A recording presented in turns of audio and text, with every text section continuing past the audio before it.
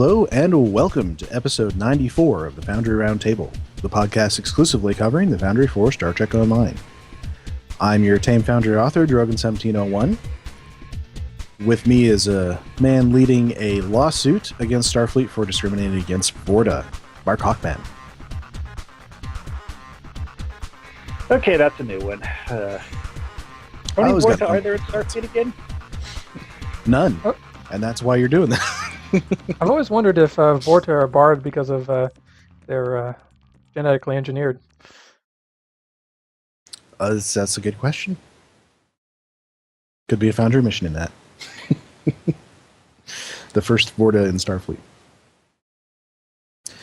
And we also have with us, you might have heard him just now, the director of the all-Pakled Ghostbusters remake, Greendragoon. And that is going about as well as you would expect. And welcome back from a tablet in a hotel somewhere, Winin. Hey, how's it going? Very good. Glad to have you back. Thank you for having me.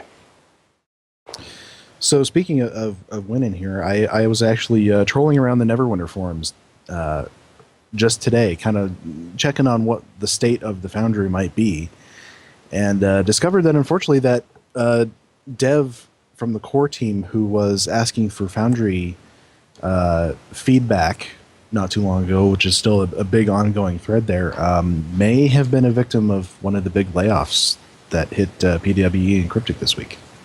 And the not-so-yellow name? Spirals was his name. I don't know that for sure, but somebody was speculating about that on the forums because I think his dev account disappeared. So that would be unfortunate because, it was always possible that we might get anything that they get. It still remains a possibility, even if it's a remote one. Well, so I don't know. How much are you still involved with Neverwinter Foundry? I've done a little bit. I haven't done a lot in a while. I got some paid writing gigs, and so that's been kind of keeping me out of the doing it for free for Cryptic. But I still dabble, and I'm still working on my achievements. The paychecks are good. Yeah, we all like those. Yeah. I noticed that there seemed to be a lot of requests for dragons. now that the main game, of course, has some dragons. Yeah, they've always, I think, have avoided giving dragons, just so, they reserve the dragons for their epic dungeons. I didn't want to, dilute it out with Foundry missions. Yeah, one thing that would amuse me if I was doing one, that is to make a Foundry mission where the mission giver is a dragon and you spend your time running around doing grunt work for the dragon. You should try my mission, Vermin in the Caves, which is pretty much exactly that. Cool. So I couldn't do a real dragon. Dragons fight each other. That's what I would want to do. The problem is that if you add dragons to the Neverwinter Foundry, every other mission will have a dragon in it. Yeah, it kind of end up being like the Borg are for Stowe. Except that the Borg actually aren't the toughest bad guys. That's the scary part. Yeah, granted, they are, up there, mainly because of their ability to become immune to damage. But aside from that, they're really not that bad. We've actually got, I think, more difficult mobs in the Foundry now since Delta Rising than the Borg. Oh yeah, but I mean, Vaudois are probably the hardest at the moment. They're definitely one of those favorite subjects to be tackled by Foundry series. Absolutely, yeah. So speaking of the layoffs, obviously there's lots of rumors and things from anonymous sources, so trying to steer clear of that, but we do know that two people for sure have gotten the axe, and that is Captain Smirk, our community manager from PWE, and Matt Miller from the Stowe team. the good news for the Foundry is that Zeronius Rex and Taco Fangs are still with us. So Thankfully, it looks like in the grand scheme of things, Stowe wasn't hit too badly. In fact, the reports that were coming out suggest that Neverwinter got hit pretty hard, and Cryptic North got hit really hard. What did they do at Cryptic North? The reports that we got actually came from like an anonymous Cryptic employee via massively overpowered, and basically they stated that Neverwinter got hit hard enough to bring their team down to about the same level as Stowe, and that a lot of cutting happened up at Cryptic North. I don't know if Cryptic North was included in the estimates or not of the was it 16 or 18 people that were estimated to have been cut from Cryptic. Wow, that's a pretty good chunk of their people. I have the suspicion. Go ahead, Mark. Well, one thing I would like to point out, though, is that since we don't have any official numbers, we don't really know if these are actually the correct numbers or if some of this is misinformation. Well, like I said, this came from an inside and, according to them, verified source. Although it was anonymous. Take that for what it's worth. But I would caution people against thinking doom, as Casmodian likes to put it, because from everything that I've read after a couple years of paying attention to MMOs and game development companies in general, and I was posting this on Reddit the other day, is expanding and contracting their staffs is actually a very regular thing that game companies do, and independent of whether each game or each dev house is being actually successful or not. This is just a normal thing. As I mentioned earlier, sometimes the people that got cut were basically hired temporarily in the first place, and when their time was up, their time was up. One person made a list on the forums, made a list of the various different game development studios that have had similar layoffs recently, and apparently Blizzard Entertainment this is apparently from all of Blizzard Entertainment, not a specific part of Blizzard Entertainment. They had like 600 layoffs. Back in 2012. I think you may have been looking at one of my posts.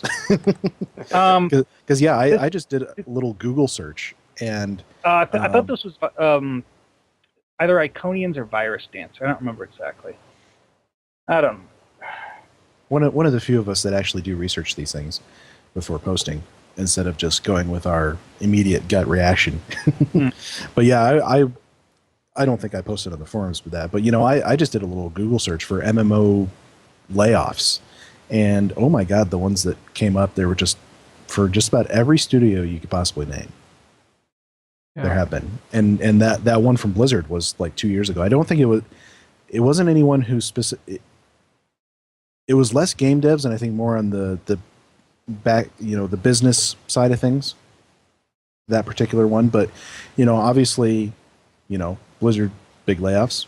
World of Warcraft still going strong, so I think we're fine. Yeah, I think Stowe's going to be fine. And I want to strongly employees does Blizzard have? A lot. That was like 10%. I want to strongly point out that I'm almost highly confident that this really had absolutely nothing to do with the performance of any of the Cryptic games, and I think this was definitely seemed to be a decision that came down from higher up in Perfect World. So it seems to have been a across the board order to cut staff. Yeah. Or as some people would put it, a corporate reorganization. That's the corporate speak. So on the positive side, we have gotten a little bit of Foundry development here. Zero this week said that she has been making revisions to the Nopata Desert map. For those who don't remember this one, it is the map from the episode Colosseum, where after you've escaped from the arena, you walk across the desert at night and hide from ships and help out Slamek, the dirty trader. And then there's a Don't kill canyon him. and a cave and a crashed ship. That's a hard thing to say. What she's doing is this map, when it got imported into Foundry, there were just huge amounts of black space around it. And she is eliminating all of that.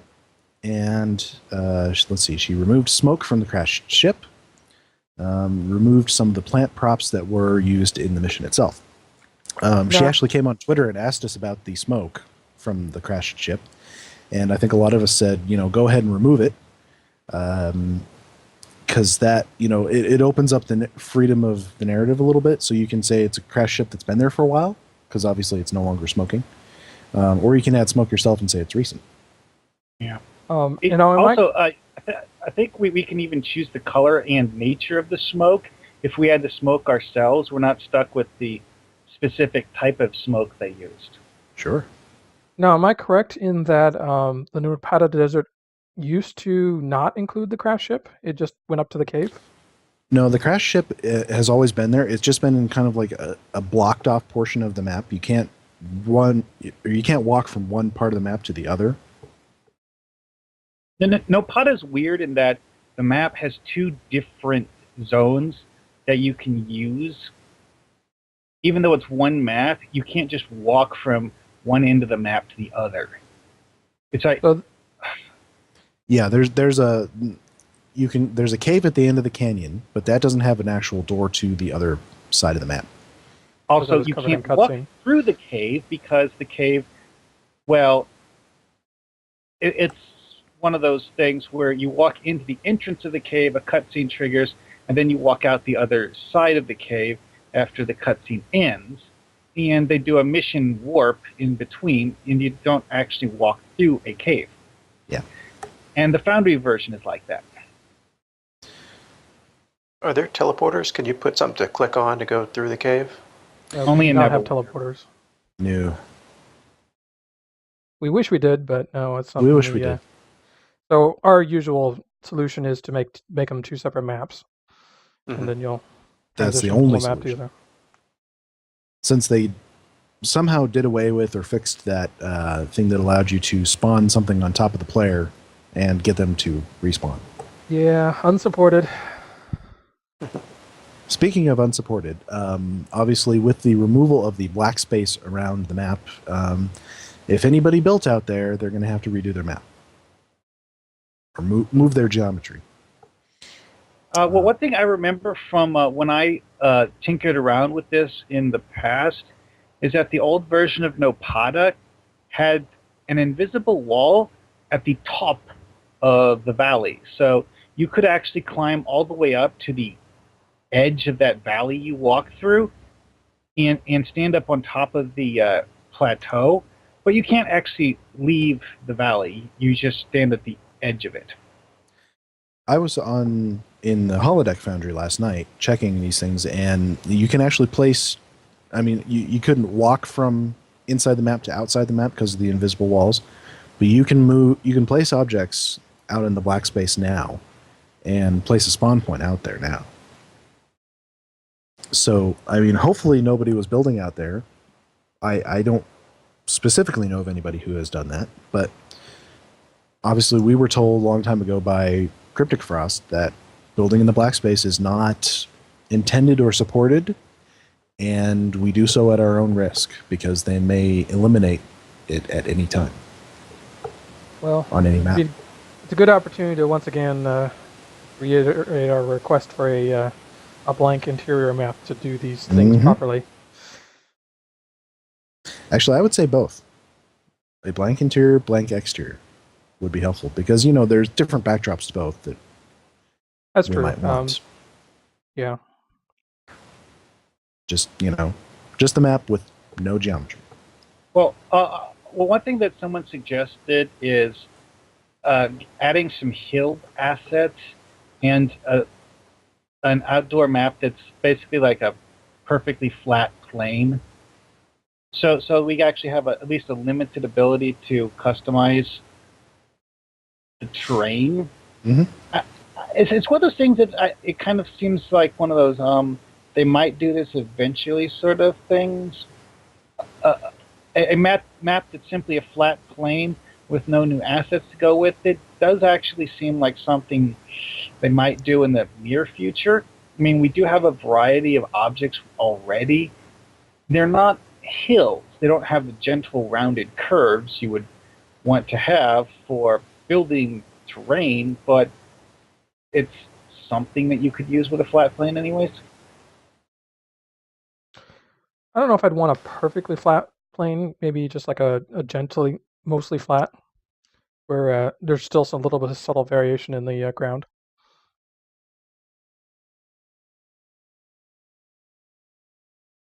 Okay, so the other thing is, this redone Nopata map is going live on Tribble. It is actually live right now because they just did a patch, and the Foundry is back up on Tribble. So I'm going to share my screen with Dragoon and show you all the awesomeness that is coming our way with the sector space revamp.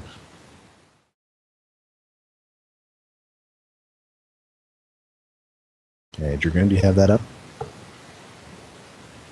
Yep, you're live. Okay, so I'm actually on a KDF mission at the moment. And I have clicked the button to set my mission door. And here we are at the screen, and we have 3 different ones for the Alpha, Beta, and Delta Quadrant, along with the other social maps like we've always had. Here's the Alpha Quadrant. You can see there's just all sorts of doors on it. Trill system, it's great. All of the ones we had before, of course. Terra Nova, that's a new one. There's Memory Alpha way up there, which Memory Alpha, of course, used to be in the Beta Quadrant. Now it's in the Alpha Quadrant. These are all the ones that used to be in the Defera sector block. Now, you can see there's a couple of empty sector blocks. We're going to have to talk to Taco about that, see if we can get some doors in there. Obviously, there's nothing in Ferenginar right now. We could really use that door. Denobula is another one. Yeah, if you actually go to the sector space map, you'll see systems there. It's just that we don't have them set up as Foundry Doors yet. Yeah. It may just be they're not finished hooking everything up yet. Well, yeah, and these 6 that I'm looking here are added sector blocks. They were not anywhere before. They are completely new, so I don't know, maybe they'll get to that. Let's see what else we got. We got I don't see Bajor or DS9, which is a shame. Really would love to have those. Well, could it be that because they're Klingon and DS9 is technically a Federation station? That's possible. In a minute, I will switch over to a Federation mission and we will check that. All right, here is the Beta Quadrant map. As you can see, there is just a 4-letter word's worth of doors. Tons? Notably, New Romulus and a lot of the other things that used to be in the the flotilla there. That opens up some interesting possibilities. Azure Nebula, also good. Starbase 234, Gamma Eridon. Let's see, they said something about moving Galorndon Core. I wonder where they put that. There's Gasco. Look in the Unruth sector. And Roth. It looks like Galorndon Core may not be a door. Suleiman Helix. Did you look in Raytor and Argana? Because I seem to remember that they said that Galorndon Core should be on the neutral zone somewhere. I don't know exactly. Yeah, and he said, back when all this started, Taco said the intention was to have everything, but they may have missed some. So the Dragon's if we Breath see said to look in Narendra. Narendra. Way over on the far side of the Romulan Republic. Yeah, the far right. There. Oh, hey, there it is. Along with the Narendra system itself. That's good because I think, didn't Captain Revo have something set in the Narendra system? Maybe. like one of his really old missions. I think all of one Captain thing Reaper's I- missions are really old. You know, he talked about coming back actually on Twitter the other day. So one thing I don't see is the soul system. We may not have that as a door. Well, we don't have that as a door at the moment, anyway. This is true. The two main exclusions to Foundry Doors have always been Sol and Chronos, because those are like the main social hubs. Mm-hmm. Well, do we have Kronos? We do not. Okay. There's actually seems to be some missing down there. I don't know. I would have to look at. Like the entire Aldebaran sector. Yeah, we're going to have to take a look at some of the sectors in the in-game map versus the Foundry map and see what might be missing and kind of come up with a list to give to Taco, and hopefully he can, him or Zero, and they can add those for us. But we certainly had a lot more than we used to.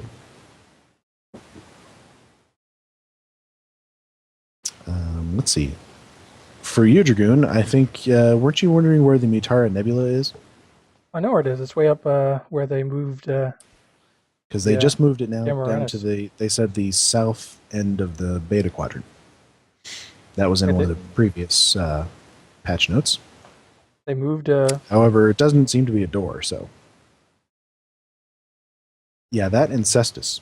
They moved Cestus as well. Well, switch over to the Fed side, see what it looks like over there. We will. If Before I remember, do, this should be relatively high up in the neutral zone, for whatever reason. Cestus was one of those weird ones where they obviously they went there in the original series, and then they kept referring to it a few times in later series, but it was always with varying distances of where it should be. It And was so supposed to be on it's the very, very inconsistent. edge Yes. of corn space.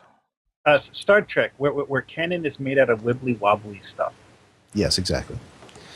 Before I switch over to a Fed mission, show you this. This is the Delta Quadrant.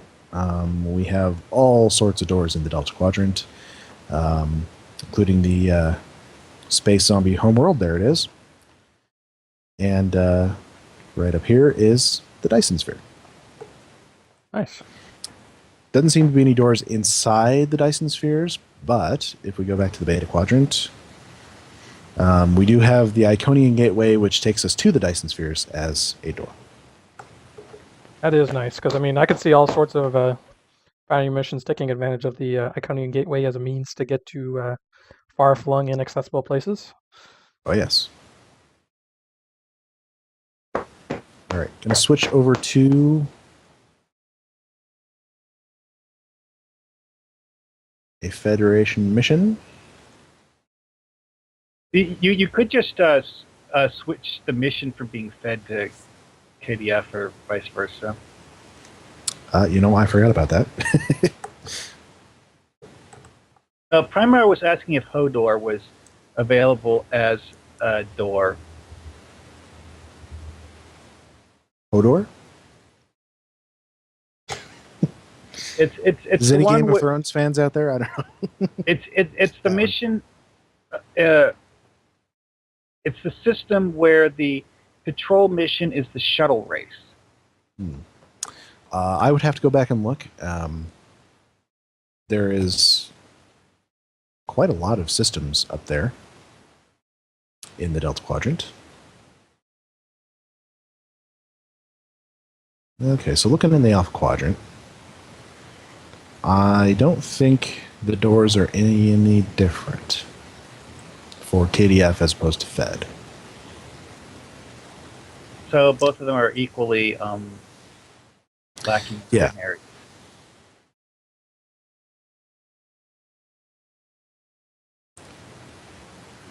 Let's see here.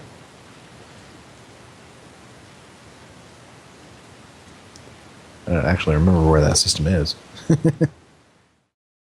Yeah, I have no idea either. Hodos. Hodos? Okay, with an maybe S. that's it. And yes, it is. Cool. All right, Dragoon. 2, Stop sharing there. Okay. So that is what's on Tribble at the moment. We have just all kinds of new doors. Obviously, we're going to maybe compile a list of what we don't have and get that to the proper authorities, and maybe we will get those added. So I have a question for you guys. Taking a look at that, the main social hub doors like Sol or Kronos and those sorts of things, do you guys think we really should add those? Or should you keep those buttons sort of pure and just so there's only one thing to do that? I would say I think yes, we should add them. I don't know if we should do a top 3 for them or not. I'm kind of iffy on that, but there's a lot of places in the Sol system that we could go to in the Foundry that we just don't have a good route to.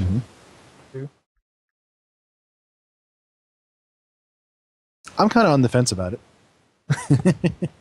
because I think you don't want to clutter up those particular doors. However, New Romulus is now a door, and it's a major social hub.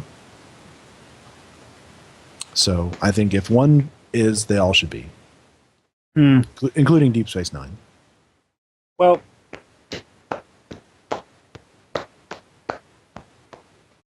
New Romulus and the flotilla, but other than that, don't really have. Yeah, that is kind of odd that they would put New Romulus and the flotilla in there, but I suppose those have. Well, actually, specifically the flotilla, because no one other than Romulans has a reason to go there in the game ever. In fact, I don't think they can actually go there.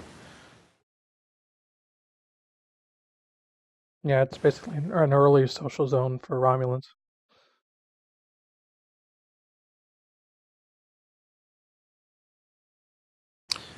Everyone will bear with us for a moment. I think we're having an audio problem with Winin. We'll try and re-add him to the call and see if that fixes it.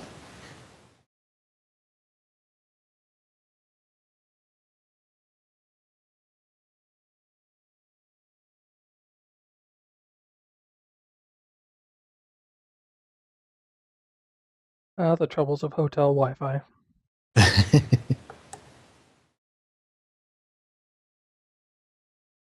Hi, can you hear me? We can hear you. Okay, good. So I was going to say about the social doors. I think Deep Space Nine should definitely be one, or else have the gateway, the wormhole, be a mission door. That way, there's this easy access to make Gamma Quadrant missions. Yeah, well, I understand it not being a part of this update. I definitely agree with you that it would be really nice to have the wormhole available as a door, as it is in the Rapier mission. Mm-hmm. Is there anything kind of a like empty space door that we could use as a wormhole? It's like not associated with a system. The only things I could think of would be the old exploration clusters.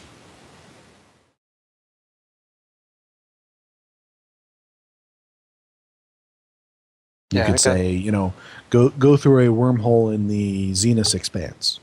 Mm-hmm. Yeah, or there's a strange anomaly in the Azalea sector. Yeah. Go check it out. But as was pointed out earlier, we have the Iconian Gateway in the Juret system available as a Foundry door. This is true. Who says it just goes one place? Right? Yeah, there must be Iconian gateways in the Gamma Quadrant somewhere, right? They were everywhere.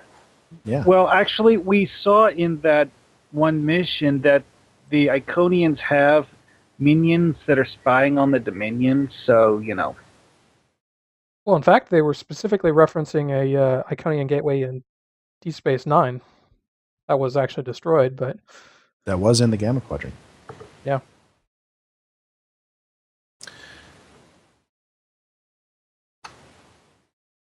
We learned a ton about the Jem'Hadar from that episode. We did. It was a great episode.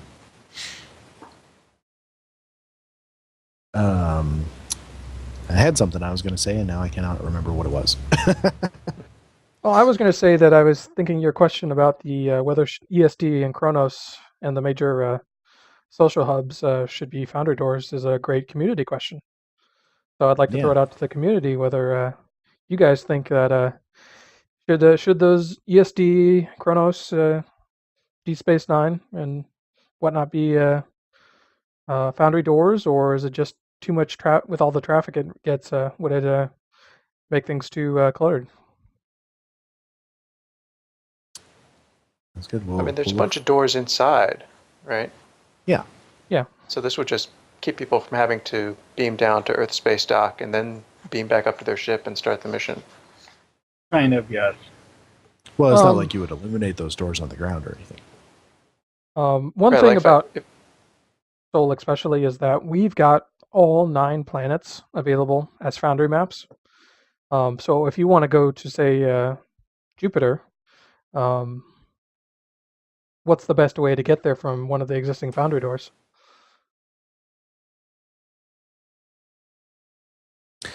Yeah, that's a tough one because I have a mission that starts on Utopia Planitia, and right now the door is at Wolf 359. I think I would actually like to be able to set it at sector space or Sol for sector space. So I'm kind of in favor of just going ahead and doing it because, as Pax Federatica says in the chat room, the more doors, the better. Another question I would like to throw out, kind of in addition to this, is how should the Foundry top 3 system be handled with the hypothetical addition of doors to the major social hubs?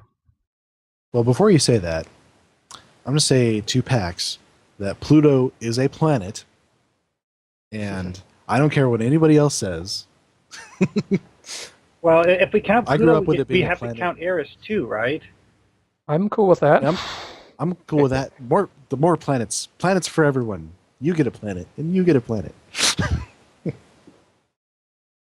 Anyway,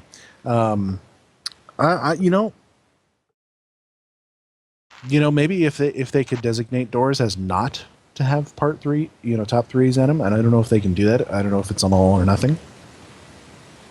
I don't know. Ground maps don't do it, do they? No, we don't have top 3s at ground map doors. They must be Just able sector to space. differentiate. I don't know. Well, like I said, I mean, I just thought that would be a great discussion question to put out to the community. Yeah, we'll see what people think.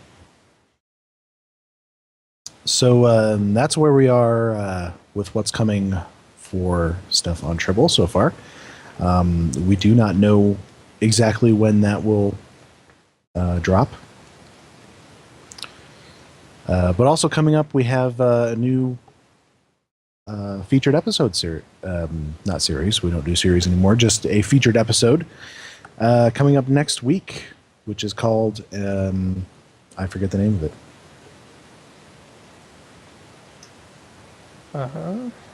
One moment. Uneasy Allies. We're gonna have Sela coming back, so we're gonna do a Hannibal Lecter and go ask Sela for advice.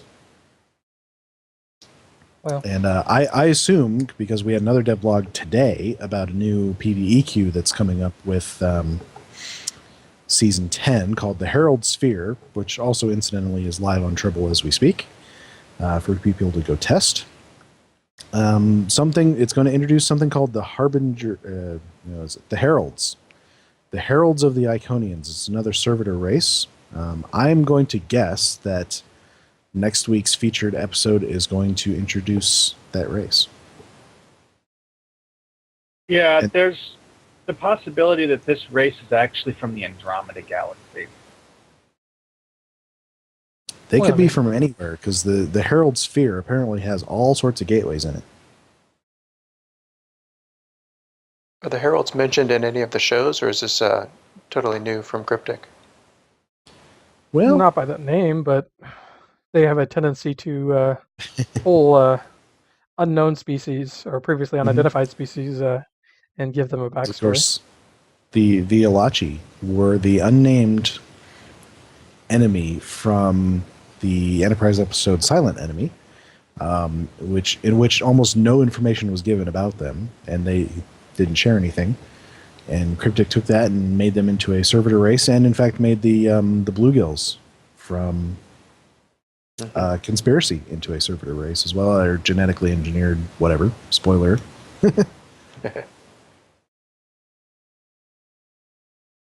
So yeah, I mean, they could be somebody we've met before. Could be something completely new. I suppose we'll find out next week.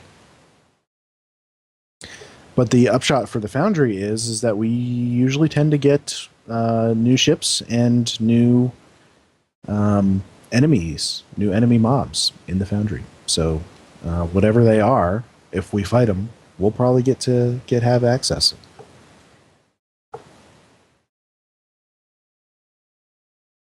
Do you guys have favorite races that you like to use because of the combat style they use? Like I know in Neverwinter there's ogres are used a lot because they come by themselves and they're pretty tough, so they work well as kind of a boss. Our group layouts are pretty much the same across the board. So I would say I tend to like, I don't know, I like the Nausicaans because they're kind of generic. Mm-hmm. They have that stun. One of the high level dudes does a stun on you. Yeah, but I mean, in general, there's nothing about them that really screams, "This is Nausicaans." Mm-hmm. So, unlike most of the other races, which have little tells in their powers that are specific to that race. I mean, you got the Romulans. You use them and then redress them into a different costume, or you use them as is? Yeah, the Romulan Star Empire mobs use Thaleron drones and stuff like that, which are very specific to them. Remans use psionic attacks, one of which creates these little energy shadow things that always look like Remans, regardless of what you skin the enemy to look like. I guess I was thinking more along the lines of for making combat variety. Do you have you like to make a mission about the Remans because you want to use Remans, or are there any mobs that do kind of special attacks that are more than just stand and shoot at each other?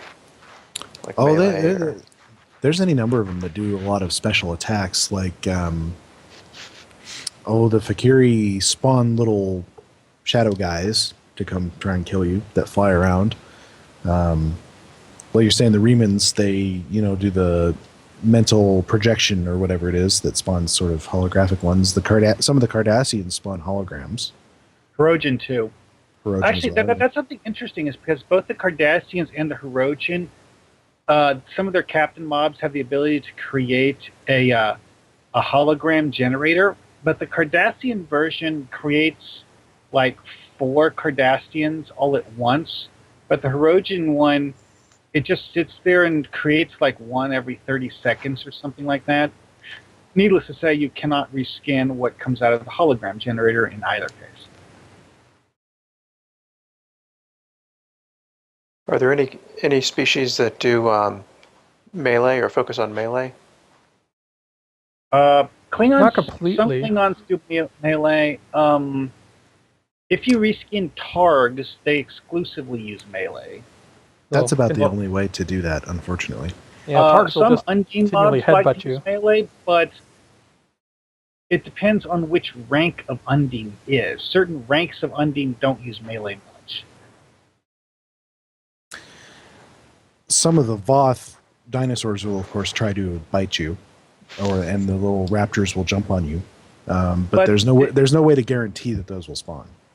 Also, if you reskin them to look like humanoids, it kind of looks like they're headbutting you. Yeah. That would be good for a bar fight scene. Which has been done, I believe, by Bazag, if I recall correctly.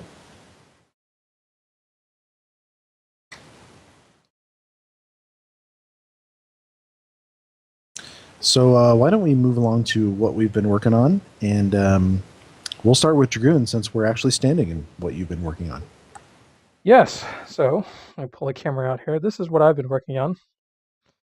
This is a stellar cartography lab, modeled loosely after the scene from Star Trek Generations, where Picard and Data are projecting the course of the Nexus energy ribbon. And if I well, here, Drogon, would you mind doing the honors? Okay. Push the button. And if you turn it on, the wall disappears, and we have a lovely star view here. Question. Did you do something intentionally to make it so that the walls disappeared one at a time? No, it's Well, just well- because there's so many objects being despawned at the same time. The system takes a little while to affect all of them. That's something I've noticed that it will do is when you're having objects appear or disappear, sometimes it will do them in a kind of a sequence. I did one where I activated a bunch of explosions across the surface of a planet, and it would do them in sequence from right to left or something like that. I don't remember if it was actually, that was the first one I put down was on that side, and it would go to the next one and the next one and the next one. It might just go in placement order because each item in the database for the map has a number attached to it. It might just go from 1 to 10 or whatever. And it could also be the order in which the triggers are logged in. I mean, it could be any number of factors. I'm gonna have the greatest success predicting. Still, this room looks pretty awesome. Yeah, I mean, going to be used in a scene in my upcoming mission in the Shadow of Midas Part 3. Mm-hmm. So are you going to spawn any objects to try to make it look like you're activating different parts of the view screen or something like that? That's the plan. I still got some research to do. I'm thinking beacons are probably a good shot. I know there's that energy ball that might work well for like maybe a sun. Yeah. There's also we've got those like laser dividers from New Romulus that go between the poles, and I thought maybe I could use some of those to show a path through space. Yeah. Well, one other thing you might be able to use are some of the Borg cable props, because they're basically just these long squiggly lines. They don't have large bulky objects attached to them. Yeah, but I got to find things that stand out and glow. Like Yeah, they a little don't ways glow. out. They're And just black. For once, it's a shame that your mission isn't about the Borg, because there are some sort of cube-shaped objects that you could use as a stand-in for a Borg ship. Like a suppose if graphical representation of one. There actually is a single cube object that's only about 6 by 6 by 6. Yeah, I've seen somebody use it before. That's the exact one I'm talking about. Use it before as like a Borg ship on a view screen. But your mission isn't about the Borg, so. No, I No Borg for decided you. early on that I didn't want to do one about the Borg. Everybody does the Borg. Everybody does. Borg. The Borg are overused to the point of being boring now. A little Yeah. bit, yes. All right. Well, if you hit the button, That's why they don't let dragons in the Foundry in Neverwinter. pretty much. And we're back inside Cerebro. That is pretty awesome, gotta say. Yeah, I It's saw kinda the funny pictures you that posted on Twitter. Funny that both I those can't see it scenes now, but involve it looked Patrick good. Stewart. Yeah, of course. Unfortunately, Winin is not able to join us in game, but you were posting pictures, so it's very cool. Yeah, the trick will be getting people in and out of this sphere. I'll have to do a little tricky triggering to get them from a hall outside inside here. So you're going to make it as part of a larger map. Yes. Well, that'd be good because you don't. It would be kind of a short map otherwise, because it's not like there's much to explore other than, trying to spawn and despawn things out in the quote view screen area. It's a perfect place to do exposition, though. Yeah, It and is? that's basically what's going to happen is, but yeah, there's going to be, Well, that's what they used it for in Generations and in Voyager with the Astrometrics Lab. and in Nemesis, in the And in Nemesis. Ease Astrometric Lab.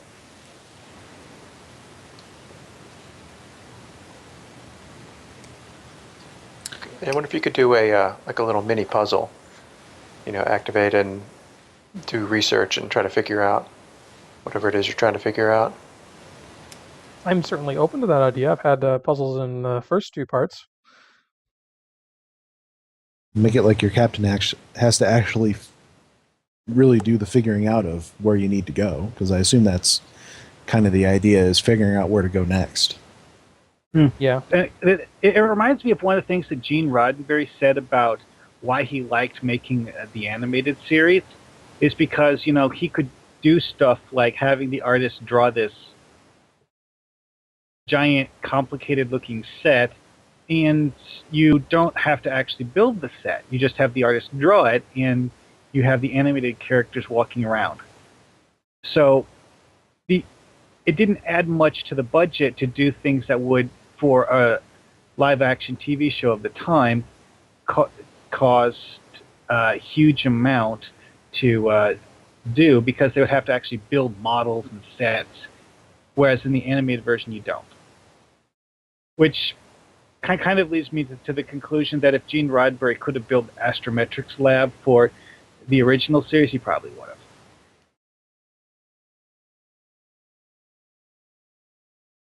Well, it's we kind of suffer from some of the same things in the Foundry with... You'd like to say that the only limit is your imagination, but unfortunately it isn't. Yeah, you got to kind of write your story to fit the tool to some degree. A little bit, yeah. Yeah, but I mean, I like to think that there are always new possibilities to discover. I see what you did there.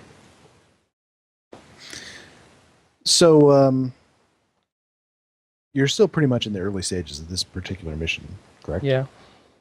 This is obviously going to be part of a larger map, and then I've got one other map that it's mostly built. But other than that, it's still like very early stage of planning out all my maps. You've kind of seen the rough outline I've got for it so far. Yeah, and lots of exciting things, it looks like. But still lots of details to hash out and figure out. Oh, yeah, of course. Huh, this is amusing. Captain Dennis recommended using Horta eggs as planets. Hey, there's an idea. Not a bad idea. So the question is, how visible will they be? Because they're sort of a dark gray. They're shiny, but kind of a dark gray. I used a Hoarder egg in the last part as a impulse engine fusion reactor. Well, there's only one way to find out how it will look.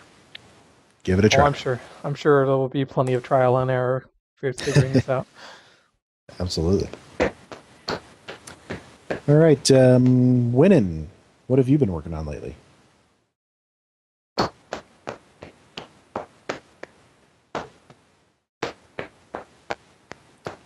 Maybe he's not able to talk to us. We're just getting weird noises.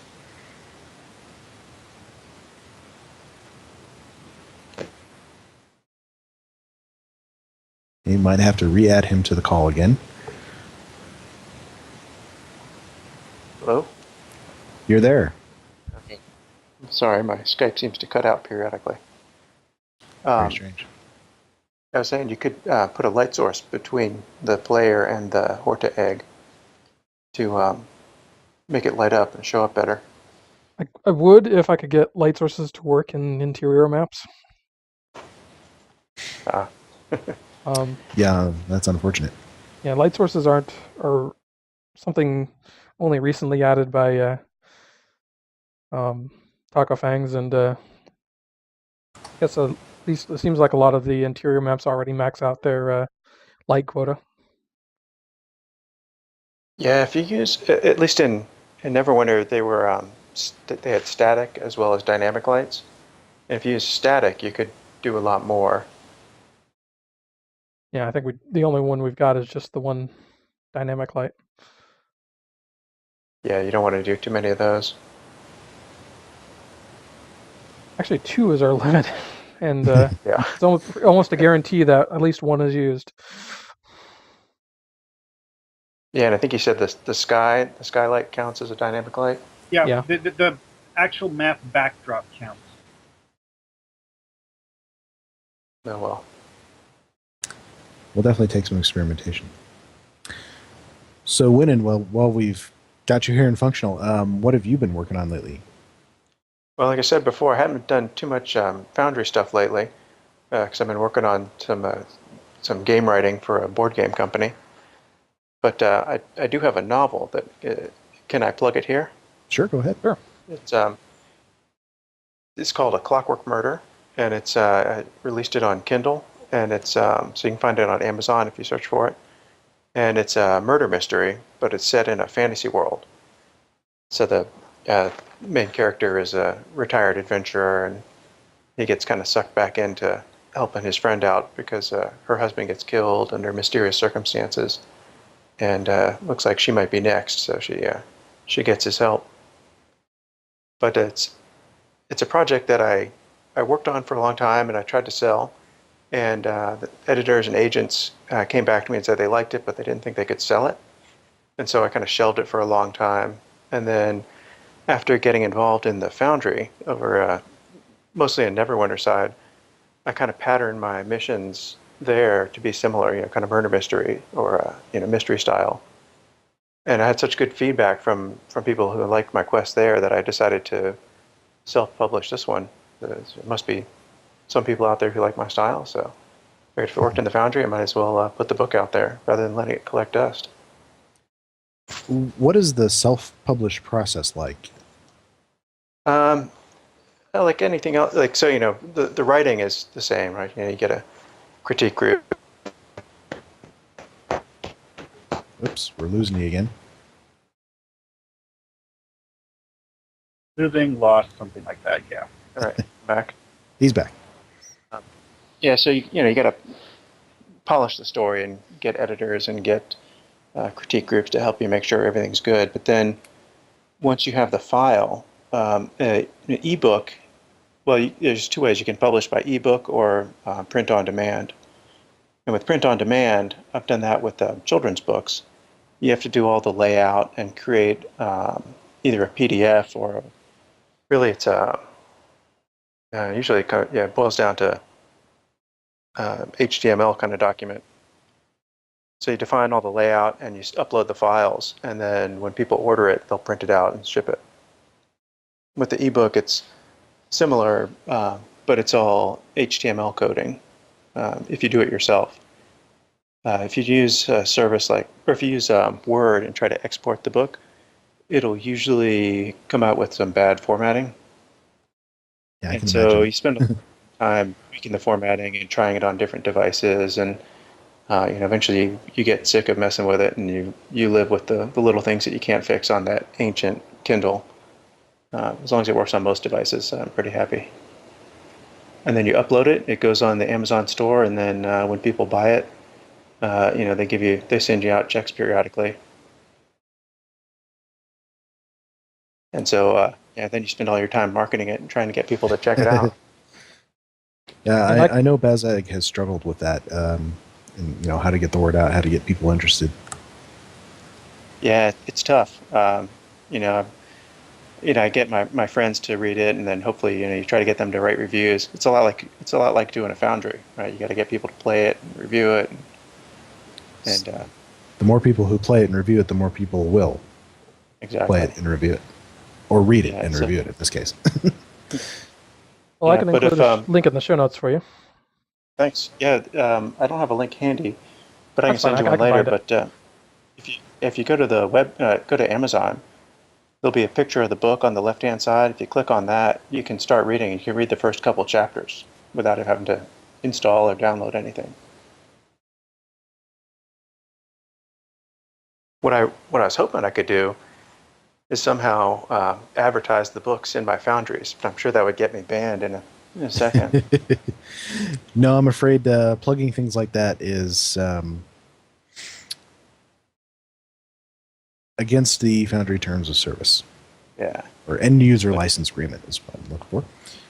But it would be perfect, right? Because if people who liked my Foundry, they're probably the ones who are going to like my book as well. So, oh well. Still, it's fun. And yeah, this writing gig I have for this board game, I'll have my name in the credits. So hopefully I can, when I'm talking about that, get people to check out my book and use the book to get people to check out the game and kind of bootstrap myself up. Sounds like a plan. All right, Mark, have you been working on anything lately? Did some tinkering with a new mission idea I was working on, but haven't really gotten anything done with it. Just kind of, well, it's the Otha Patrol thing. I did some work doing a planet exterior because I had several different map ideas. Also, I revamped the concept for it because I took a closer look at the Otha system graphic and realized that it actually only has 2 major planets, one of which is habitable, the other of which is not. So I'm actually going to have to set the little combat thing you do with the Rogue Borg as being somewhere on the same planet as where you fight them in the ground war zone. You bring up an interesting issue, which is, when you're a Foundry author, and you want to set your mission in a particular system, do you go research what it, the descriptions in game or, things on Memory Alpha, or do you just do whatever you want? Well, I personally do because of the fact that if I've read a system description and a Foundry author uses something that doesn't match, I usually notice. I mean, in one of my missions, I threw in a reference to the Marrow system simply because the patrol mission in the Marrow system is you preventing the Orions from stealing anti-chronoton particles. Because the Marrow system has, anti-chronoton particles floating around in it for reasons that the Federation doesn't know, but they're collecting them and storing them so that they don't, leak out and disrupt space travel. See, there's sort of a difference in how people play because I don't think I would notice unless it was, one of the huge cannon systems, or if they say, we're going to Mars and they don't use the Mars map, I think I would notice that, but I wouldn't notice the little ones. Well, I would say do the research and put it in there because you never know. I tried to do that in my Neverwinter missions, and I get a lot of reviews that say, "Wow, this guy really, he put the time in, he tied it into lore, and there's people out there who are going to appreciate it." Well, I definitely try and do that in especially tied into the lore. I spend a lot of time on Memory Alpha, Memory Beta, even. And hopefully people will appreciate it. But I'll talk more about that when I get to what I've been working on. But Mark, anything else that you've been doing lately? Nah, I've just been working on that one mission. This is actually what I was working on when I made that post on the forum about how some of the Borg buildings are partially randomized. Because I was placing some Borg buildings on the map to make a... what I wanted to do was I wanted to make like something that looks like, it had a small Borg spaceship landed on the surface of the planet. So I took several of the Borg building assets that were kind of square-ish and stuck them together and put them on the edge of a hill where it's kind of like half in the water. Oh, by the way, that reminds me. The base map that I'm using for this, I don't remember the name of it off the top of my head, but when I was looking at it, I realized that this particular island map actually has a rather nice horizon. because it actually has like the full horizon like you would normally see on a cryptic map, unlike a lot of the Foundry maps that don't have horizons at all. There's this island in the middle of the map surrounded by water, and when you look off into the distance, you just see more water stretching off it. Kind of like it's out in the middle of the ocean somewhere. Do you remember what it's called? No, but I'll look it up and post the name on the forum, I guess. But anyways, what I was saying about the buildings being randomized is that this particular building, it's mostly cube-shaped. Well, box-shaped, I guess you'd say. It's not really... Anyways, it has several different things sticking out of it, kind of like, well, arms or pylons or something. But it doesn't always have the same ones. I originally tried to use the pylon as part of the mission.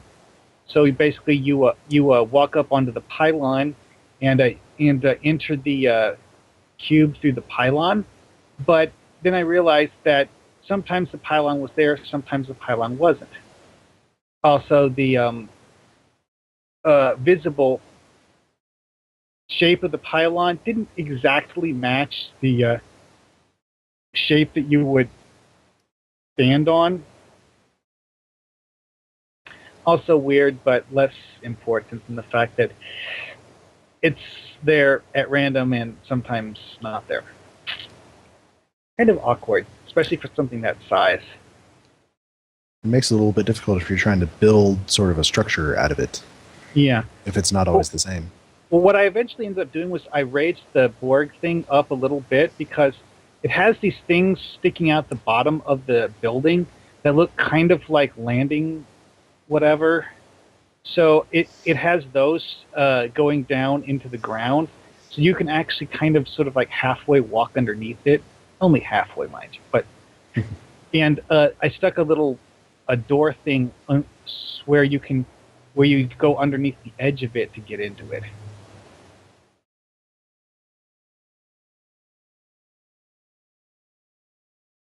But yeah, that's pretty much the main thing I've been working on. Awesome. I really do kind of feel like maybe it would be a good idea to go through the Foundry and look at all the different exterior maps to see which ones have horizons and which ones don't. Because I remember certain of them, specifically mech ground ones, come to mind, where the lack of a horizon is something kind of jarring. I actually saw someone use that as a plot point in a mission he wrote. The one a while back where the guy did what was mostly a non-combat mission where the final map had a bunch of kind of ridiculous jumping challenges. I forget what the name of it was. Was that Stiletto by Wogged? I don't remember. It was a fairly extensive jumping puzzle with lots of floating platforms, and I think the whole thing was supposed to take place like inside your mind or something like that. No. This one was this inorganic life form had created this kind of like a pocket universe thing. That's what you were jumping around in. Is that you? Although I think if I remember right, there was part of the mission that wasn't in the pocket universe and actually was all in your imagination prior to this, maybe. It's been a long time since I played that, like a couple of years even, so I couldn't tell you. Anyway, but he actually wrote into the mission the lack of a horizon because of the fact that, well, he actually chose a backdrop that made it even more obvious that there was no horizon because the ground is this dark brown color, and he chose this backdrop that makes the sky like a canary yellow or something like that. And like I said, he wrote into the story that you're basically in this little like a pocket dimension's not the right word for it. It's a terrestrial environment, but it's an artificial construct, and it's small, and inside I don't remember what. And when you look outside the area, you see what the rest of that location looks like, and not the construct. But anyways, but yeah, some of them I've seen to actually have horizons. Obviously, not that particular map. Anyway, That could be a good resource to post on the forums once you've compiled that list. All right, so what I've been working on is I've actually published a mission. It's sort of a hybrid social map / mission. It's the one I was talking about last time. I have taken my Starbase 1 map and turned it into sort of a historical monument to educate people about the Battle of Starbase 1, which, of course, the opening battle of the Earth-Romulan War, which you might have seen had Enterprise gone more than 4 seasons. But obviously we won't now. Something that's been sort of alluded to many times. And has appeared in certain books, which hopefully I am not violating any EULA things on that. Kind of tried to take my own spin on a lot of it. So you can check it out now. I would consider it in beta. I think it's still in review. I don't think anyone's played it yet, but I'd definitely like to get some feedback. It's just called Starbase 1 Memorial, and it starts in the Vendor system.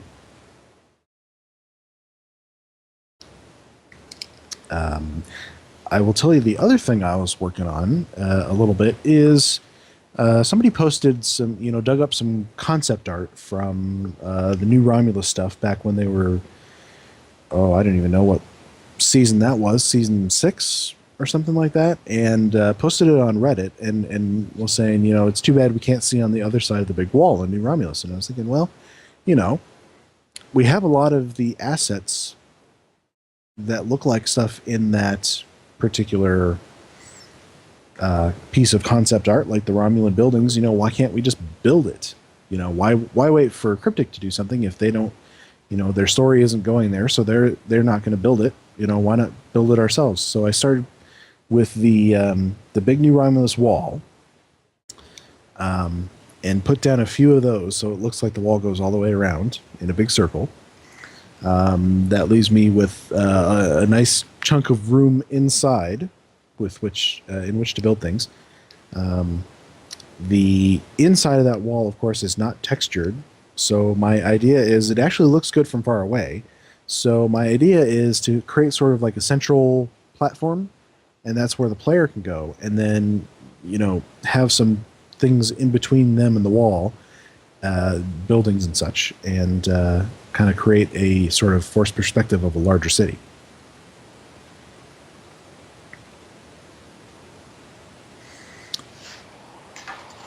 So I don't know. Have you started making it? I have put down the wall and the floor, essentially, the ground area, which is going to be, I used the brick foundation. And that's about as far as I've gotten. Sounds like a good idea. Mm-hmm. I figure, once we get this sector space, obviously New Romulus is a door, so I can just kind of put it there as a social map and hopefully get it into the top 3, get, enough so it qualifies for that, and so it'll just pop up when people go past it. Yeah, I like cruising maps that are, there's no real mission. It's just somebody's put a lot of time and made a cool area and just go, let you go explore it. And that would be the idea. Yeah, it'd be nice if we actually had the functionality to do like proper pseudo social zone maps where you don't need to have everyone teamed to go there. But what we have is nice. And there would be another, another couple of features that I'd love to have the ability to do is, designate something as a social map so you could put like bank access and a tailor, things like that down. That'd be great to be able to do. You can do some little exploration achievements, like either hide things to click on or areas that when you walk into, you get a little pop-up that says, Congratulations, you found the such and such. Yeah, exactly. I should add that to my Starbase 1 map. Yeah, because then it gives people a reason to linger and hang out and explore and see all the stuff you put in there.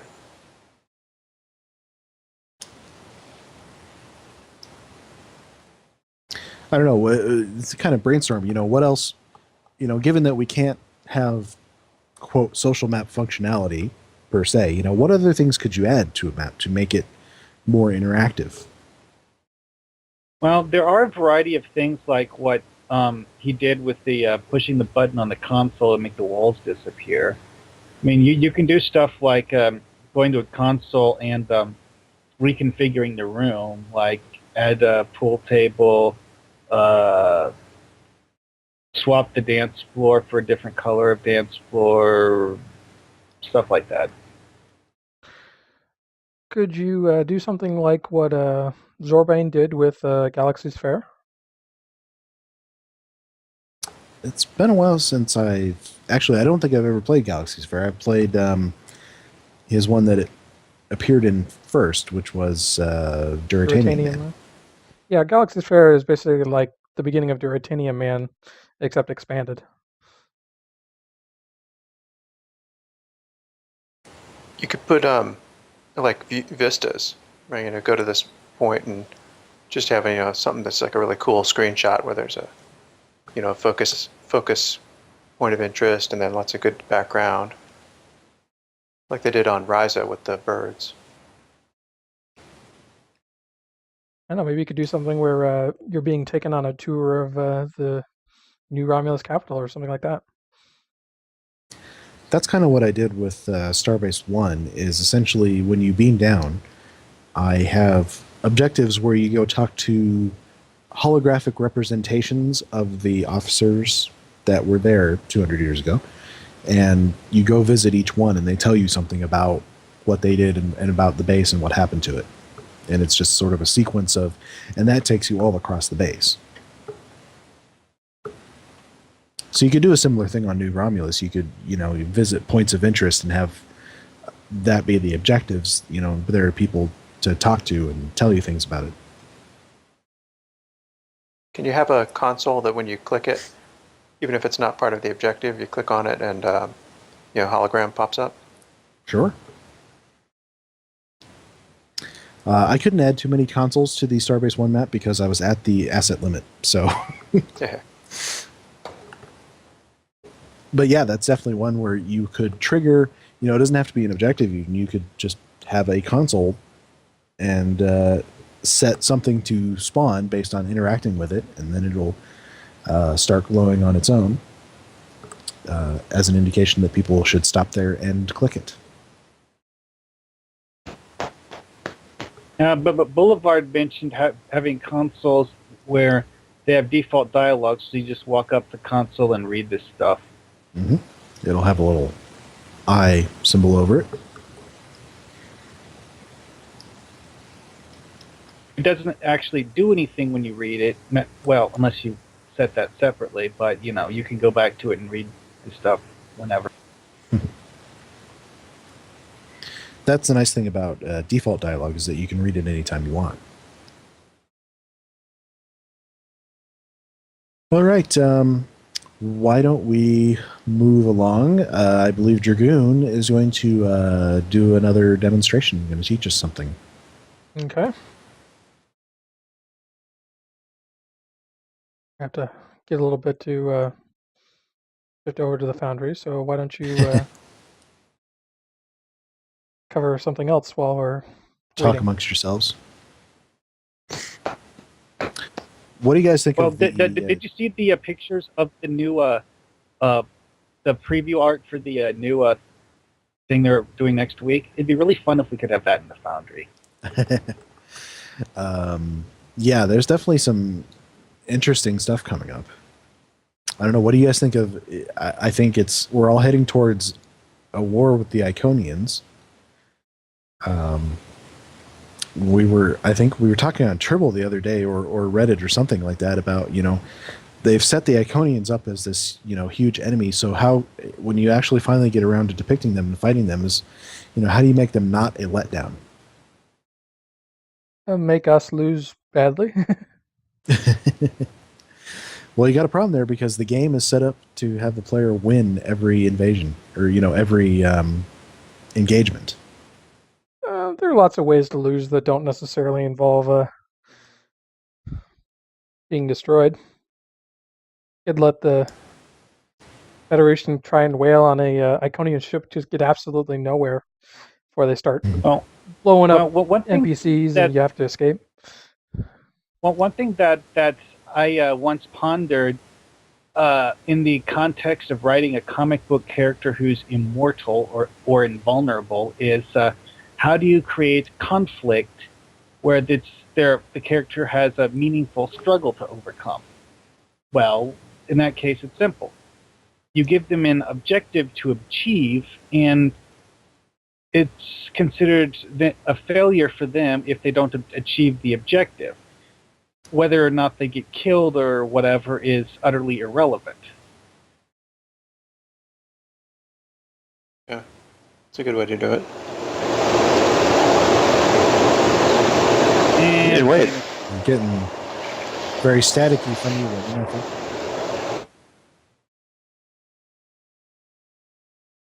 Now it's gone. All right, is that any better? that doesn't work. All right. In a way, it's kind of like Superman comics, right? Like nothing can really hurt Superman the same way no enemies can really hurt, the Federation, anything long term.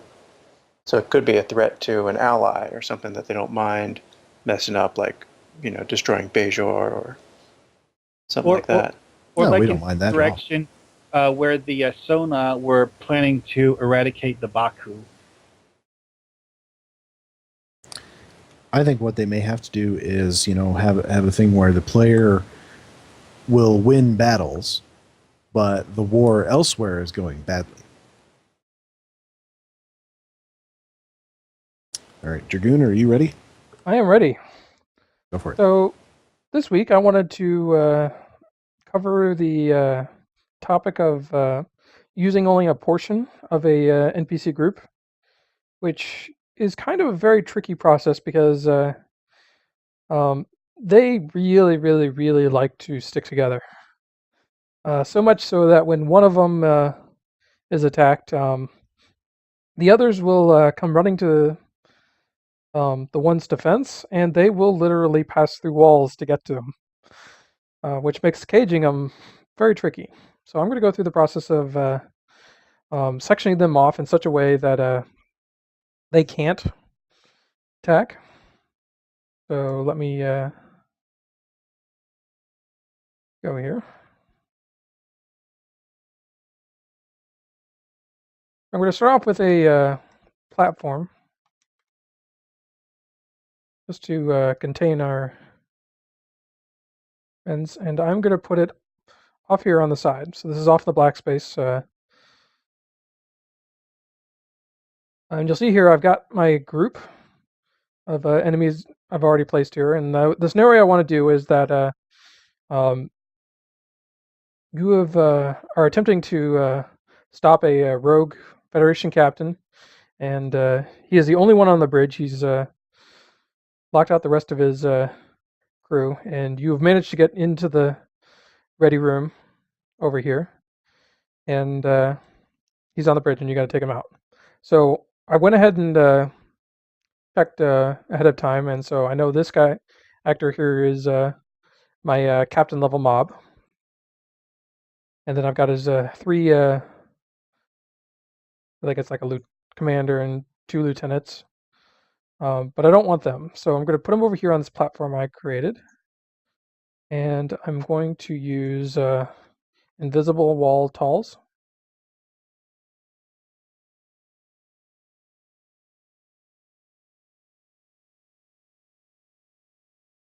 Uh, 40 feet is enough. All right, so I'm going to create, box them in,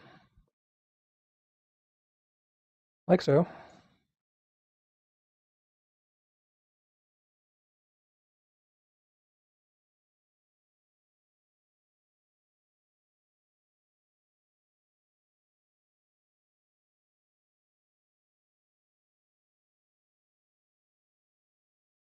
Now, normally this would actually not be enough to keep them out. They would just pop through the invisible wall and continue on, and we don't want that. So what I'm actually going to do is put in a second layer of invisible walls, like so.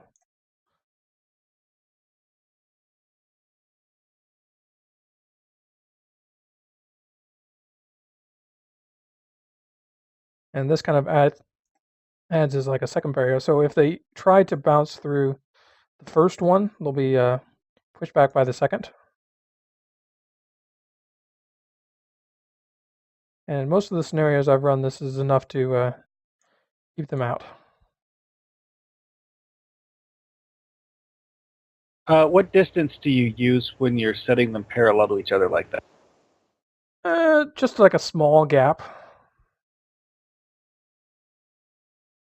So like a tenth of a meter or something like that? I just generally eyeball. I don't have an exact figure.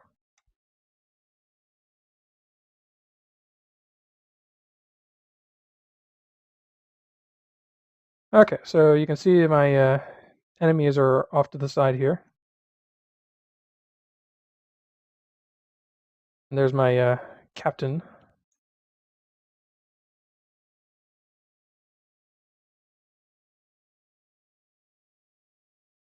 As you can see from the minimap, they're all tucked in that corner right there, trying to get through.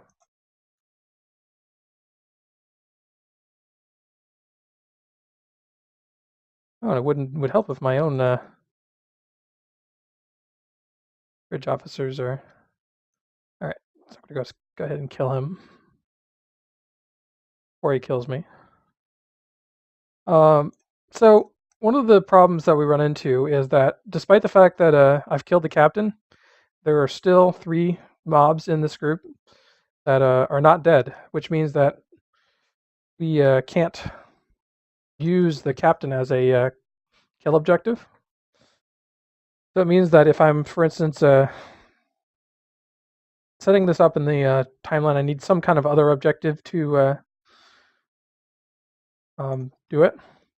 So in this case, you notice I've got these 2 consoles here, which I poorly set the height on, but oh well, get the point. And so what I'm going to do is I'm going to say that when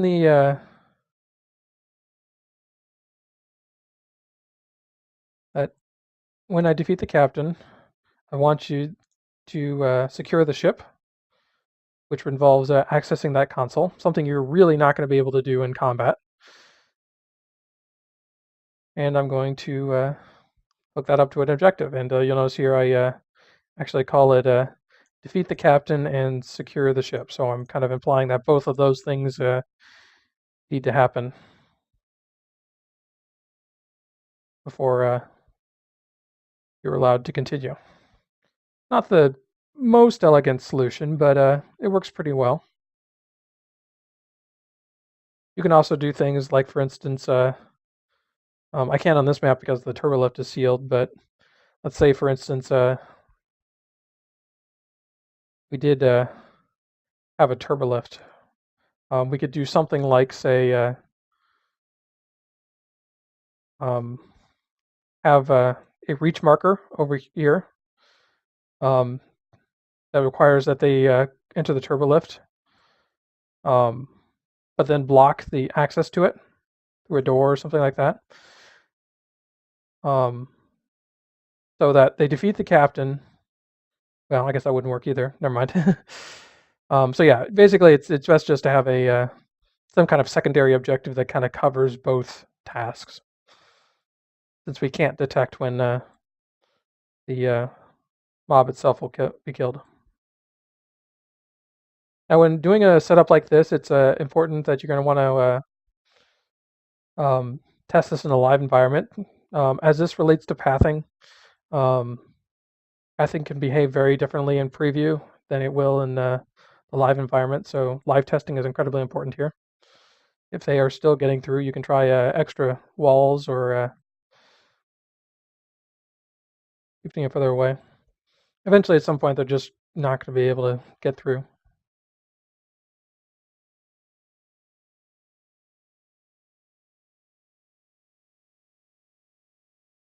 Yeah, that's it. Excellent. I know this question came up on the forums just today or yesterday, so I think it's a good demonstration we can link people. I know I have done a lot of non-kill objectives where you set up, you need to get here and do this thing, and in between are a lot of mobs that you can either fight or try to find a way around or things like that. So I mean, it's definitely doing something like that can definitely get you a lot of varying play styles. It's something I did in Bavat's Legacy. Your actual object is to find a building and do something to the building. Whether you kill the enemies between you and the building is irrelevant. Actually, I was just thinking, and we actually might be able to do, with some fancy triggers, a way to imitate that thing in I forget which Bully they wrote, I think it was, where you are sneaking aboard Deep Space Nine after the Jem'Hadar have taken control of it, and you push the button and suck several of the Jem'Hadar out into space. We could actually have it where there's an enemy mob, and you interact with something, it sets off an explosion, while simultaneously despawning the enemy mob.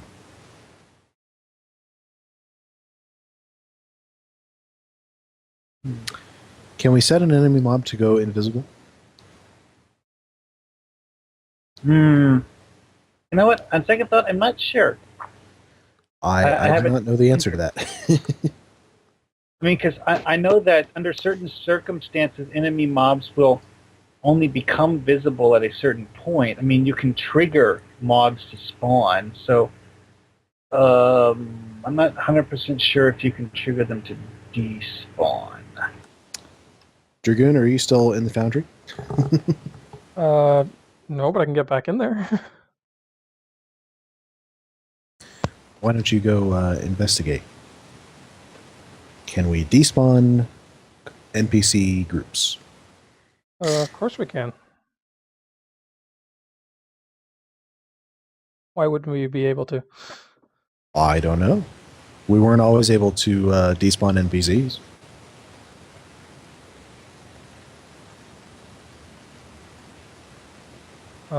Yes, you can despawn NPC groups all the time. In fact, sometimes I'll do incredibly elaborate swapping in and outs of NPC groups. Awesome. I particularly like those Targ Captain 01 Nutrimobs. Yeah. Because they have no beam in animation, so I'll use a few of those to swap out between NPC contacts and then other versions doing different animations or stuff like that. Sounds good. All right, so I have a discussion topic for you guys. Given the changes to the Nopata map that Zeronius Rex is doing, do you think, removing baked-in FX and things like that, are there any other maps that you can think of that might also benefit from that? There are several of the interior maps where it's not effects, but baked-in props that I would like to see removed, because several of the maps have, I guess you could say, piles of crates just laying everywhere, and it would be more useful if we could use those without the crates. As an example, the map for Terok Nor actually has stacks of crates that are so large they completely block the hallway. And you have to go through a room and go around them to get to the other side of the map. Obviously, in the mission that this map was associated with, that's by design. They want you to go through other ways than just going through the hallway. But for the Foundry, it makes it less versatile.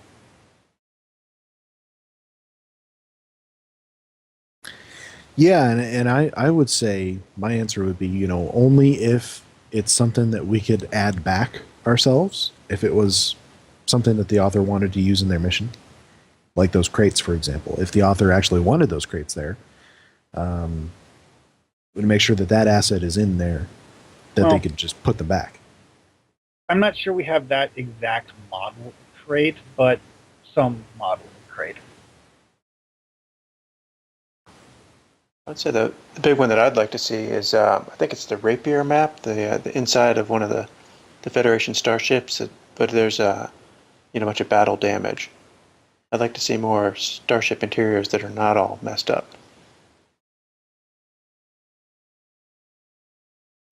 Yeah, I know we do have a lot of Federation interiors in particular that are, they have smoke and they have battle damage, and some of them are on fire, have lots of debris hanging around outside. So, that's some stuff that could be cleaned up, possibly. Because so much of the show is always focused on the inside of the ships. But there's not a whole lot of maps for, making ship interiors unless you're going to do a lot of customization. I know I've said it before, but even if you try building it from scratch, you're limited by the assets available.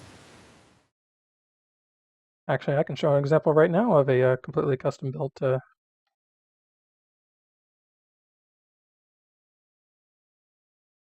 Federation interior. That's pretty much what we've all been having to do. Unless, of course, you happen to be doing a mission that actually involves a battle-damaged Federation interior. Which I do and I've made great use of. I would love to get the interior room kits, so we could build custom interiors more easily. I mean, it'd be nice to get like the regular version and then the red alert version and the damaged version and stuff like that. I can see that being very useful. So, just if everyone's interested, this is actually a Federation interior that I've been customizing. I've been trying to make it look as much like the classic interiors as I can, like the archways and the flooring. Obviously, I'm short on some assets that keep me from making it perfectly, but not I like too the use far of the off. archways. Yeah. It's enough that this is actually a clean recreation of a damaged map I used earlier.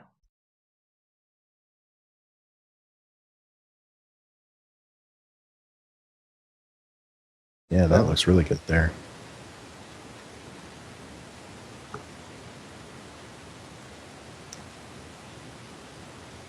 But it's certainly doable, but I should tell you that this particular method eats up assets fast. Oh, I bet. This whole interior is literally like completely using up my object limit.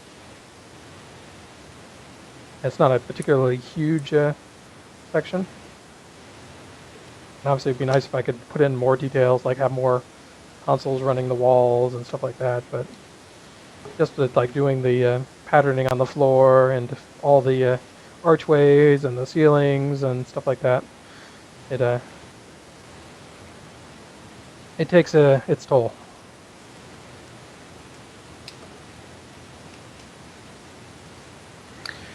Now, am I right in thinking that there's a few maps here and there that have sort of baked in effects like, I don't know what's coming to mind, like, ashes or dust floating around? The War Games interior has baked in ash. Yeah. So does the Fire Caves interior. Those would be nice to get rid of because we can add those back because we have that weather, or I think they're under weather or FX. So some of the exterior maps that are snow themed actually have an effect where you'll kick up snow as you're walking around.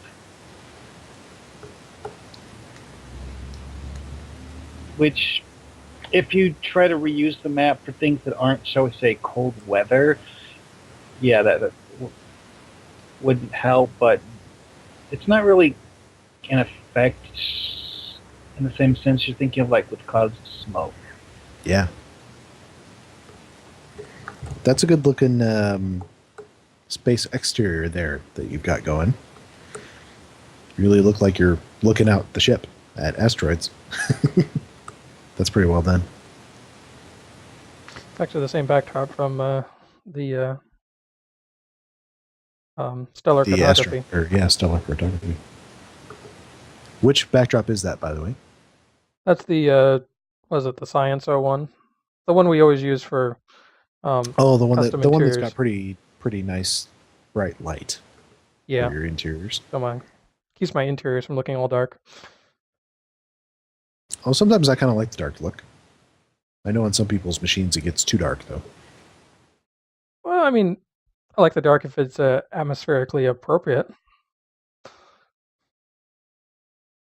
Which sometimes it is, and sometimes it isn't.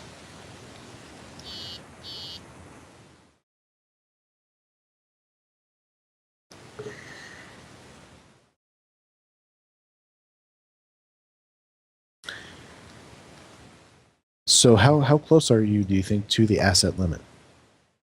On this map, pretty close. I think I might have left like 1 or 2 for some mission critical items that I'm planning to add once I get the story fleshed out. But yeah, not too many more things could be added to this map. And because that's the problem I've run into, is I am pretty much at the asset limit map, and that's one of the things that's kept me from on my Starbase 1 map that's kept me from making an actual narrative mission is I don't have any room left for things like, effects and explosions and things like that. So good advice for authors, make sure that you leave yourself room. What is the asset limit? 475 detail objects. Yeah. And then like 64 buildings if you're building a Sky Castle. Something like that. And 50 costumes. Yeah. Like I ran into that limit. 25 NPC groups per map.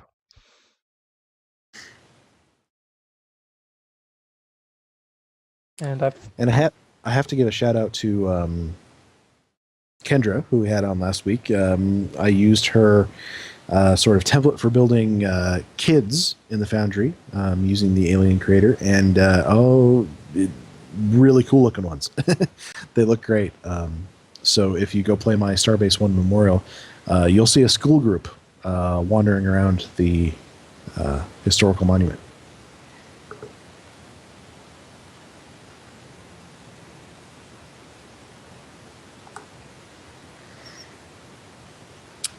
All right. You guys got any discussion topics for us tonight?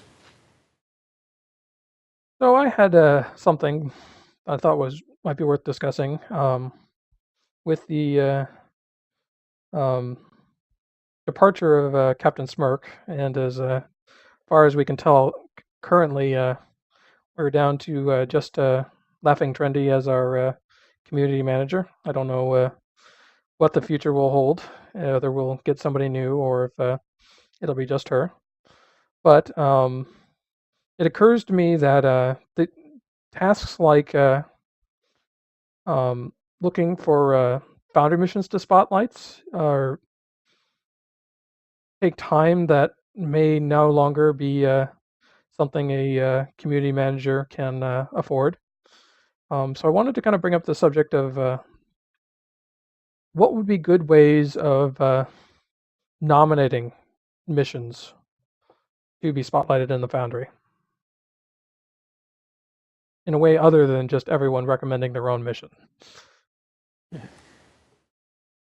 Well, that's a good question.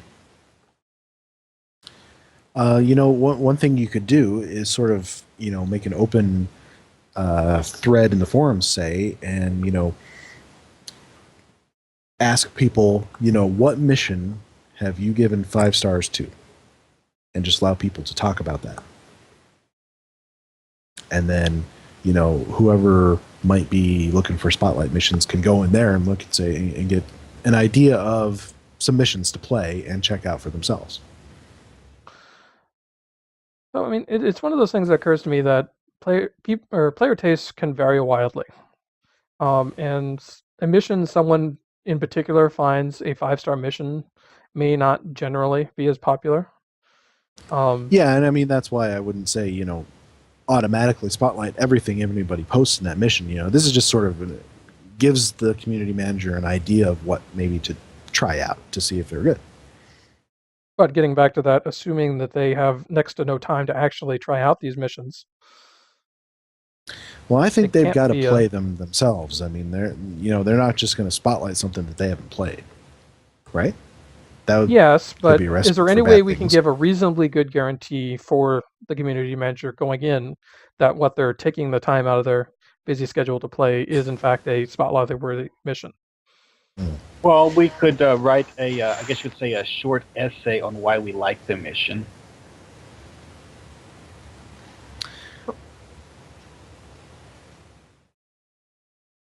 Well, you get into some of the same issues of, when I suggested we should have some sort of, an author's council of, what qualifies me that Cryptic should listen to me on who to spotlight. I don't know. Yeah. And some people might dispute that they should listen to me on what to spotlight. And it kind of just gets back to the general problem of that's a very diverse community. Oh, yeah. Do we know what they like what criteria they use? I mean, it ties into lore, story focused. Brent Flakes, his main criteria seemed to be whether he thought the mission was fun to play. Not so sure about Smirk. Actually, probably something similar. Brent Flakes did quite a variety of missions, and definitely fun was a big part of it. How many missions has he spotlighted that weren't part of the Foundry Challenge or something? Smirk spotlighted a couple of missions that weren't challenge related. He was definitely not as gung-ho about it as Brand Flakes was. I mean, it was really Brandon's thing. I mean, he was really into it.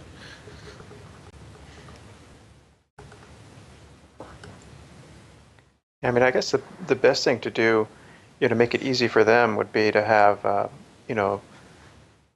several people kind of writing their recommendations, like, this mission and why I liked it. And if several people all recommend the same mission, then that would be a good indication that they should go play it. But yeah, it seems like it's so hard to do without ruffling feathers. So, well, it may be impossible to do without ruffling feathers, so you just sort of have to go ahead and do it. Yeah. Yeah, I mean, I guess you're not really saying all the other missions shouldn't be. These are just of the tons of missions that are out there. Here's a list, a subset to check out. And I mean, I know a couple that I would recommend if people were to, if a community manager were to ask. But would anybody else recommend those? I don't know. That maybe that would be the thread. Like, these are missions that I would recommend for consideration. And then get everybody to post their missions that they would recommend. And with the caveat that it can't be your own.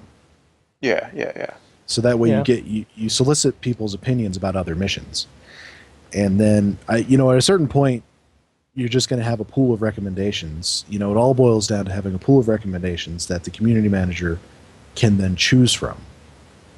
And then you would need somebody to curate the thread and kind of tally them up. Like, here's all the missions that received more than 5 recommendations or 10 recommendations or whatever.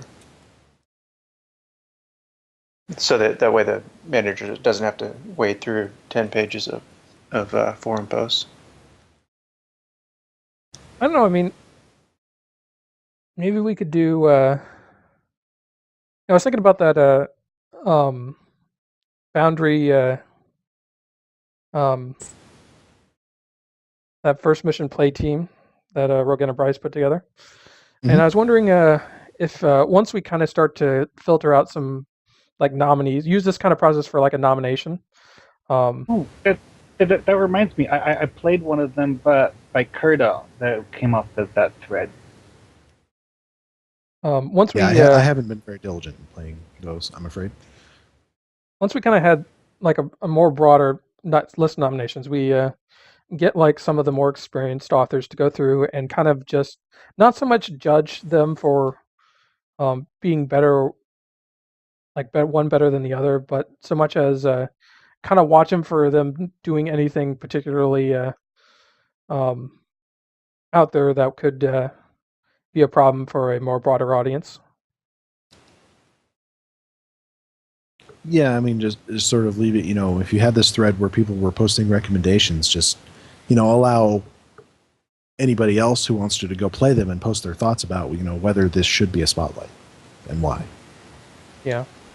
Just, in the hopes of maybe giving more info to the community manager to help them make an informed decision of where to spend their time to go play it and see if they want it to spotlight.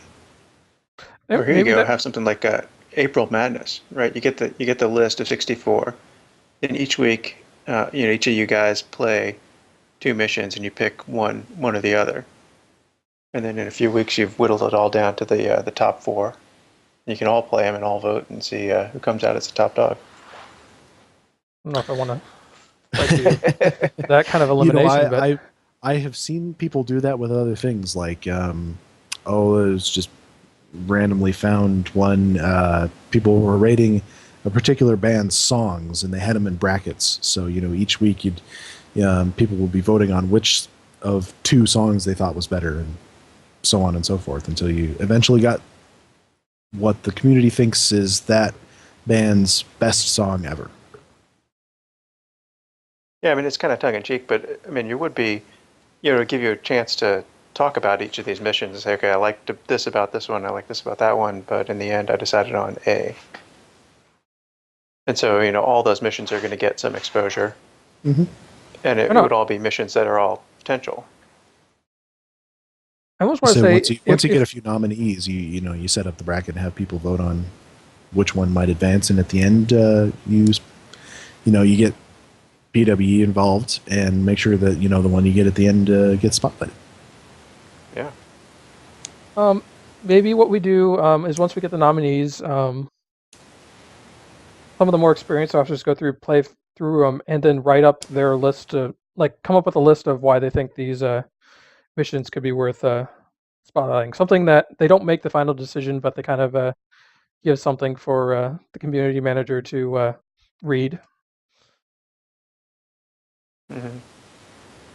Basically, well, like you said, a list of suggestions, but it's not just random people saying, hey, this mission was cool. It's something more involved, like a group of people say agreeing that a certain mission is worthy of consideration. Yeah, so you essentially get a community opinion at the end of it. Yeah. Yeah. Although that was, to a certain extent, part of the purpose of doing the Foundry challenges, is because of the fact that each of the missions submitted as part of the challenge would be peer reviewed by the community. Yeah. However, the same process could be applied to missions that weren't written for a challenge. Very true.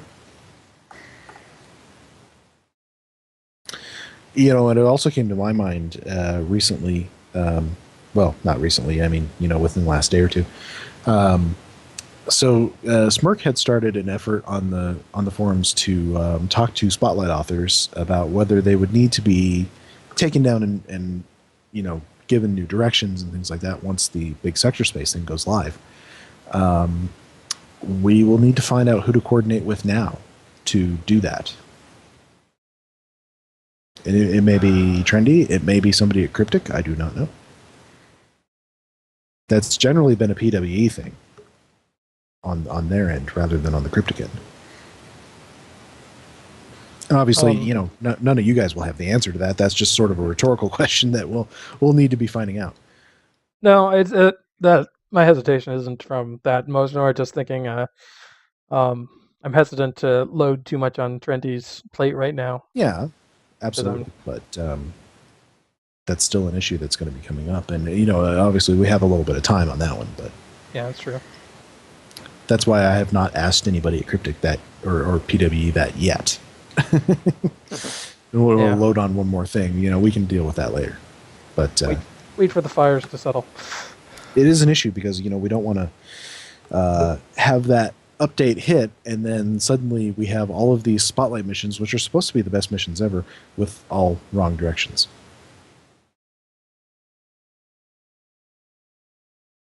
Yeah, the sector space revamp is probably going to require them to republish like almost all of the missions. Well, whatever happened to that one guy's mission that had you running around inside Memory Alpha? That was one of the spotlighted missions. Oh, I do not remember.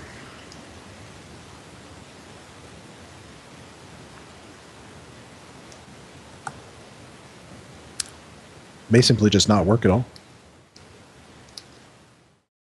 I was kind of surprised they didn't leave that in as a social zone. I mean, sure, taking out all of the reason to go there, understandable. I mean, but, the Forge section of Kronos is still there. They didn't excise that from the map. It's just that there's nothing to do there. I think it's a case of it was a really horrible map. I will agree that I am not a big fan of the way that map was designed. I mean, the door jams they had in that map it was almost like they were designed to trip your character. I mean, you try going through the door and oops, you go a little too far to the side and run into the wall. It was so multicolored and bright that it felt like, I don't know, I should be on acid or something. I actually kind of liked that aspect of it because it felt different. It was definitely different. It didn't feel like just another map. You go in there and you're like, okay, I know exactly where I am. Although, now that I think about it, we actually can make maps with a similar decor in the Foundry because the science-themed interiors use a similar look. Now, one asset we don't have, unfortunately, which would be great for you, Green Dragoon, if we had it, wasn't there a big, like, hologram of a star right in the center room? Yeah, or a large planet or something. Something like that. I don't think it was ever fully defined some what sort that of was giant supposed to be. hologram floating above the crafting table. Yeah. Too bad we don't have that.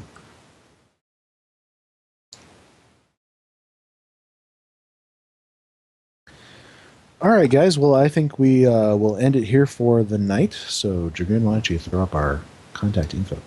Okay. We can be reached at email at foundryroundtable@live.com. I have no idea when the last time Drogon checked it was, but I like to poke him every once in a while. 2012. We can be reached at Twitter, and you'll probably get much faster response at Foundry Roundtab. Drogon can be reached at Drogon1701. Mark here can be reached at Markhawkman, and I can be reached at Greendragoon. And Mark, I've always wanted to ask, what is the origin of your Hawkman moniker? And it's just a nickname people call me in real life, combined with a misspelled version of my first name. Isn't there a Hawkman superhero somewhere in comic books? He's kind of a loser. Which is why you didn't want that avatar I made of him. Yeah, I've never actually used him as an avatar anywhere. I have on various occasions used winged characters as avatars, but not him. Well, I'll keep that in mind if I decide to do another go. On one message board, or actually I think more than one, I actually used the picture of Dragon Lord from the Dragon Quest games. which is, a scary purple dragon. Usually on the Stowe forums, you got that creepy The liberated liberated Borg Borg Romulan. I just remembered that I haven't actually used that character in the Foundry mission, and but when I finally make part 2 of Bavat's Legacy, I think I'm going to have to write her in as a Romulan time cop or something. Romulan time cop. That sounds awesome, I have to say. Jurgen, you and I need to do that parody of SG1 with Iconian Gates, especially now that we've got a big one in we the do Iconia have map. Yeah, absolutely. I still want to do a parody of Jurassic Park. Only Now we that could we spawn- have, well, now we've got the dinosaurs as NPCs, so we can spawn a Targ or something and reskin it as one of the dinosaurs. Oh, really? I didn't realize we had gotten the actual We dinosaurs. We do, including the big V-Rex. So what happens Nice. if you reskin a regular Voth to look like a dinosaur? Do not know. That would be worth investigating. I know sometimes, like if you reskin Tholians or, different humanoid mobs as Tholians, sometimes the animations go wonky.